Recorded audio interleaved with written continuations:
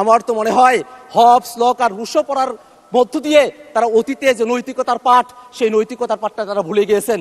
যদি নৈতিকতার পাঠ তাদের থাকতো তাহলে এতগুলো জনগণের সামনে জনাব তারেক রহমান আমাদের প্রধানমন্ত্রী তিনি 30শে জানুয়ারি রংপুরে আবু সাইদের জন্মভূমিতে দাঁড়িয়ে তিনি বলেছিলেন, দয়া করে গণভোটে হ্যাঁ দিন। দয়া করে গণভোটে হ্যাঁ দেওয়ার কথা বলে তারা এখন এসে গণভোটের রায় মানতে কেন চান না, সেই প্রশ্নটা আমরা মাননীয় প্রধানমন্ত্রীর কাছে করতে চাই। আমরা আরো স্পষ্ট করে আপনার মাধ্যমে জানতে চাই, যে আদেশ জারি করা হয়েছে সে আদেশটা নাকি আইন নয়, এমন ধরনের বক্তব্য এখানে উপস্থাপন করা হয়। অথচ বাংলাদেশ সংবিধানের 152 নম্বর আর্টিকেলের মধ্যে একটা আদেশও যে আইন হতে পারে সেই ব্যাপারে সেখানে স্পষ্ট নির্দেশনা দেওয়া আছে। মাননীয় স্পিকার, তারা বলছেন আদেশ তো আইন নয়, অসাংবিধানিক। এটা ধৃষ্টতাপূর্ণ বক্তব্য। জনগণ যেখানে গণভোটের মধ্য দিয়ে এই আদেশের পক্ষে রায় দিয়েছে, সেখানে জনগণের রায়কে অসাংবিধানিক বলা এই সংসদকে কলঙ্কিত করে। মাননীয় স্পিকার, আমরা স্পষ্ট করে আরেকটা জিনিস আপনাকে বলতে চাই মাননীয় স্পিকার, যে অধ্যাদেশ জারি করা হয়েছে সে অধ্যাদেশের ব্যাপার নিয়ে একটা আলাপ এখানে উঠেছে, যে সে অধ্যাদেশটা কি এই সংসদে সেটাকে অ্যাপ্রুভ করা হবে কি হবে না।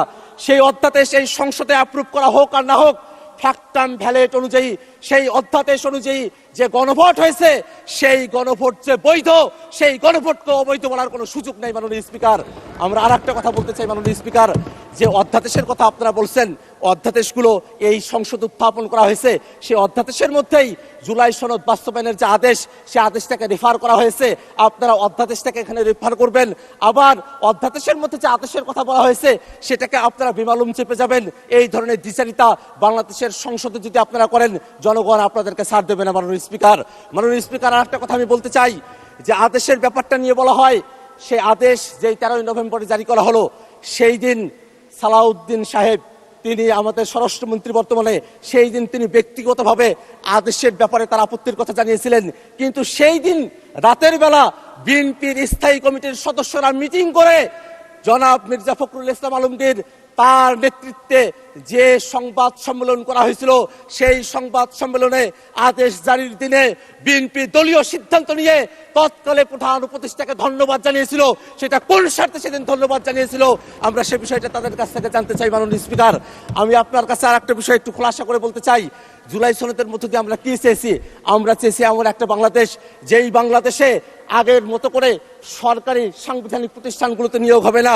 আপনারা যদি নতুন বাংলাদেশের কথা বলেন, আপনারা কি আবার আগের মতো করে নুরুল হুদার মতো একজনকে আপনারা কি নির্বাচন কমিশনার বানাতে চান, নাকি আপনারা সেই 2001 থেকে 6 মতো আপনাদের মতো করে সংবিধান সংশোধন করে KM হাসানের মতো একজনকে আপনার যখন তত্ত্বাবধায়ক সরকারের প্রধান করতে চেয়েছিলেন, তারপরে 17টা বছর বাংলাদেশকে যে সাফার করতে হয়েছিল, সেই ইতিহাসগুলো যে আপনারা ভুলে গিয়েছেন, সেটা আমাদের কাছে বড়ই দুঃখ লাগে। মাননীয় স্পিকার, আমরা একটা কথা বারংবার আপনাদের কাছে বলি, 90-এর পরে 3 জোটের রূপরেখা আপনারা সহজে মানতে চান নাই, কিন্তু জনগণ যখন রাজপথে নেমে এসেছিল আপনারা কিন্তু তখন মানতে বাধ্য হয়েছিলেন।